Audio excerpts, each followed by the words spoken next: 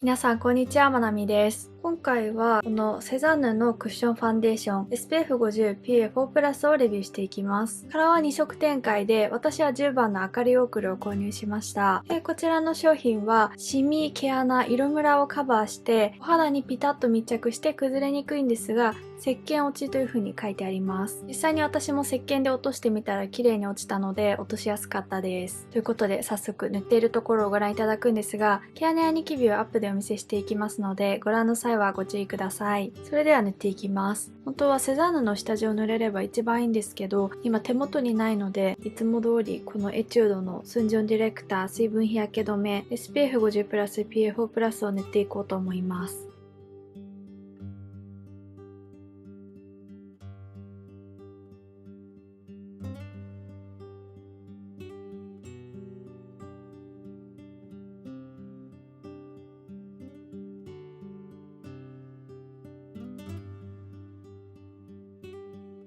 それではクッションファンデーションを塗っていきます。中に入っているパフはひし形です。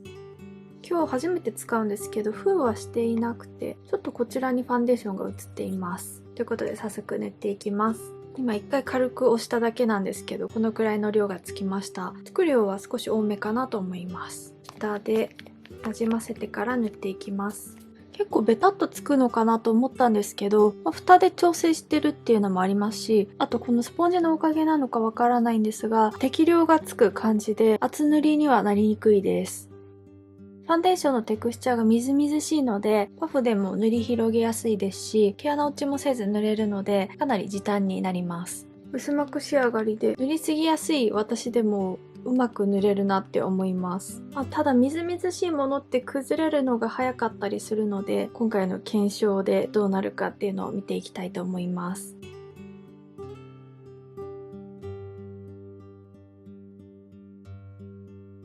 版画塗ってみました。おでこはこのような感じです。毛穴の黒ずみは全て隠れていて、赤みは少しだけ透けています。頬と鼻をお見せするとこんな感じです。頬も毛穴の黒ずみはほぼ見えていなくて、赤みに関して言うと、おでこよりも頬の方が強いので、結構透けている感じはわかるかなと思うんですが、でもこれくらいが普段使いにはちょうどいいのかなって思います。ローからミディアムの間くらいのカバー力です。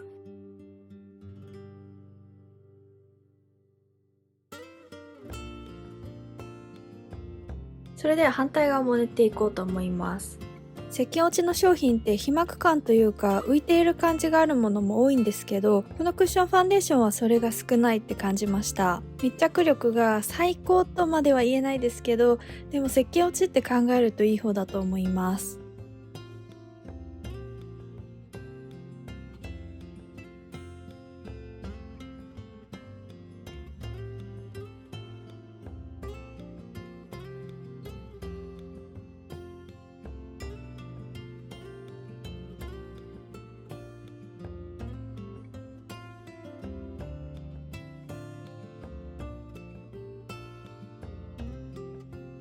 洗顔塗ったのでもう一度アップでお見せしていきます。このような感じでツヤツヤなお肌になっています。保湿系の日焼け止めを使ったのでその影響もあるとは思いますが、このクッションファンデーション自体も結構ツヤっとしていてオイル配合なので触るとペタッとするような感覚もあります。今この鼻の黒ずみがひどい時期なんですけど、そういうのはあまり隠れないです。ただこの小さい毛穴の黒ずみ程度であれば隠れます。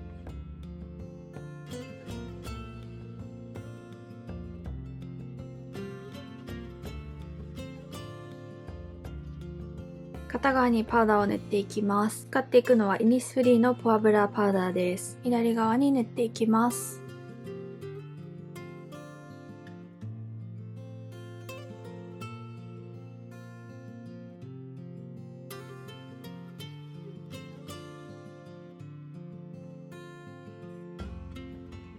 左側にパウダーを塗ってみました。アップでお見せするとこんな感じです。イニスフリーのポアブラパウダーは白いパウダーなんですけれども、右側と比べると赤みがだいぶ隠れています。塗っていない方と塗った方です。毛穴の凹凸がより目立つっていうこともないので、パウダーをしてもその部分は変わらないです。でもやはり赤みはこちらの方が隠れている気がします。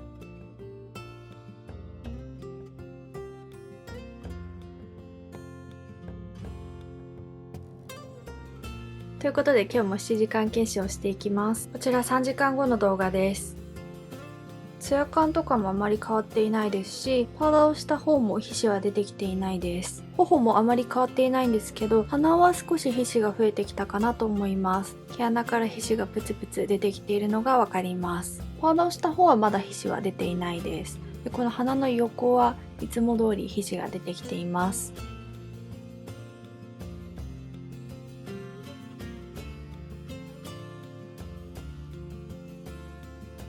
こちら5時間後の動画です。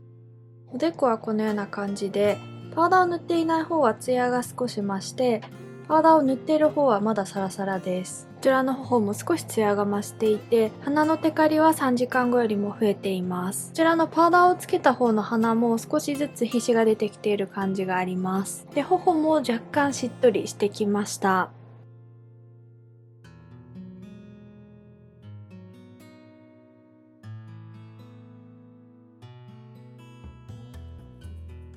こちら7時間後の動画です。パウダーをした方はまだサラサラで、右側は皮脂がプツプツ出ているのが見えています。こちらの頬と鼻もかなりテカってきました。鼻の左側はテカり始めっていう感じで、頬はしっとりしている程度で5時間後と同じくらいです。右側は全体的に皮脂が出てきたことによってカバー力が下がっている気がします。それではメイク直しをしていきます。ティッシュオフをしてファンデーションが取れてしまった部分に重ねていきます。ファンデーションを重ねてみると、その色がしっかり乗っているのがわかるので、結構取れているんだなって思いました。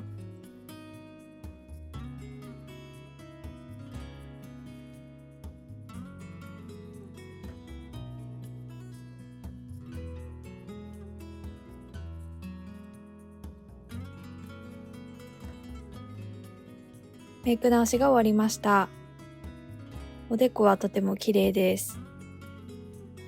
こちら側の頬は毛穴落ちしてしまいました。テクスチャーが少し緩めだから落ちてしまったのかなと思います。ただ鼻は毛穴落ちもなくて綺麗です。左は頬の毛穴が開いている部分は直していないので、ここだけなんですけど、綺麗に直せたと思います。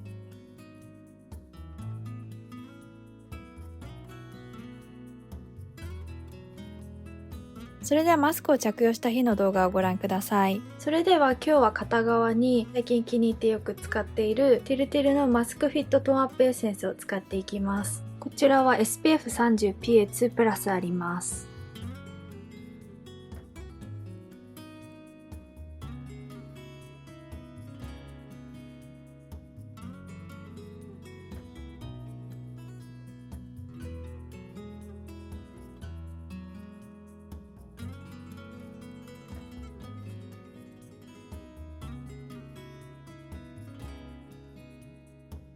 こちらはマスクをつけなかった日と同じ日焼け止めを塗っていきます。少量だけ取って伸ばしていきます。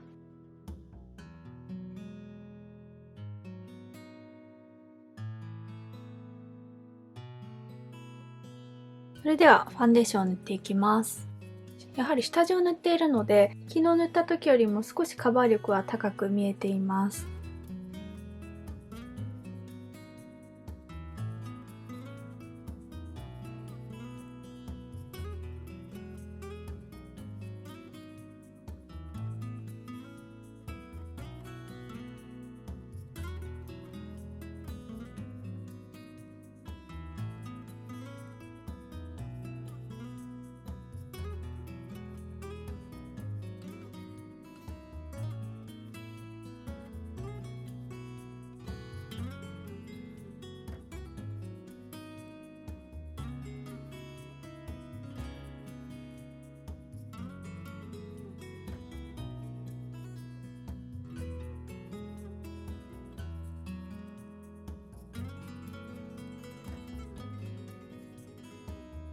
それではイニスフリーのパウダーをのせていきます。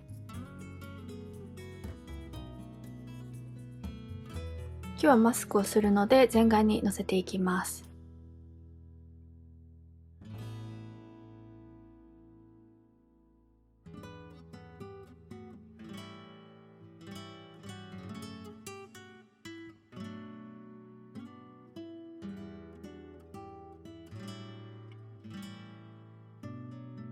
パウダーまで塗り終えました。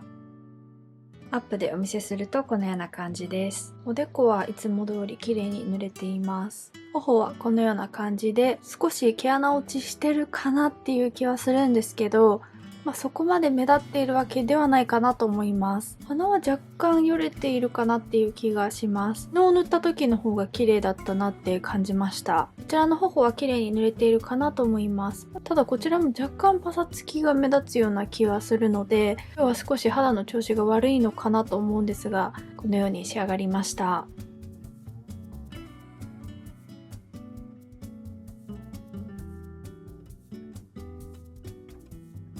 ということで、これからイントロを撮影するので、その後マスクをして4時間検証していきます。マスクをしてから4時間が経過しました。アップでお見せするとこんな感じで、おでこはまだサラサラしています。肝心のマスクと擦れている部分なんですが、ファンデーションが少し落ちているのと、こちらはこの辺りは毛穴落ちしているかなと思います。そんなに目立っているわけではないので、そんなにひどい方ではないと思います。で、こちらの毛穴落ちしていた部分なんですけど、そこまで変わっていませんね。ほんのわずかに白く見えるなって思います。あと、鼻なんですけど、今使っているこのマスクが大きめなので、鼻に当たりづらいっていうのもあるんですけど、この部分は毛穴落ちとかもなくすごく綺麗です。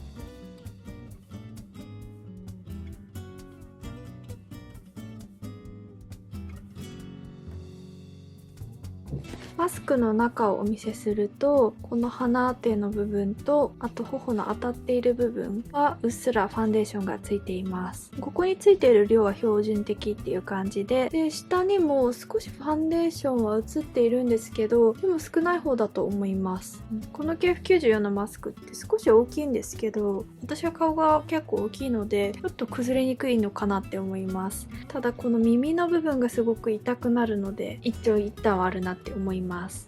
というマスクのお話でした。ということで次はこのクッションファンデーションの長所と短所をお話ししていきます。まず長所は厚塗り感がないのと、石鹸落ちの商品にありがちな肌から浮いている感、皮膜感というのも少なかったです。あと石鹸でしっかり落ちるっていうのはポイントが高くて、たまに落ちるって書いてあっても少し残っている感覚があったりする中でちゃんと落ちました。あと石鹸落ちではなくなりますが、イニスフリンのパウダーとの相性が良くて手からず持続力もいいと思います。短所は皮脂が出てきた時にファンデーションと混ざってカバー力が落ちてくるところかなと思います。あと私は最近カバー力がかなり低くてもいいって思えるようになったんですけど、もうちょっとカバーしてほしいって思う方もいらっしゃるかもしれないので、そこもお伝えしておきます。ということでここまでご覧くださりありがとうございました。ぜひチャンネル登録と高評価をお願いいたします。それではまた次の動画でお会いしましょう。バイバイ。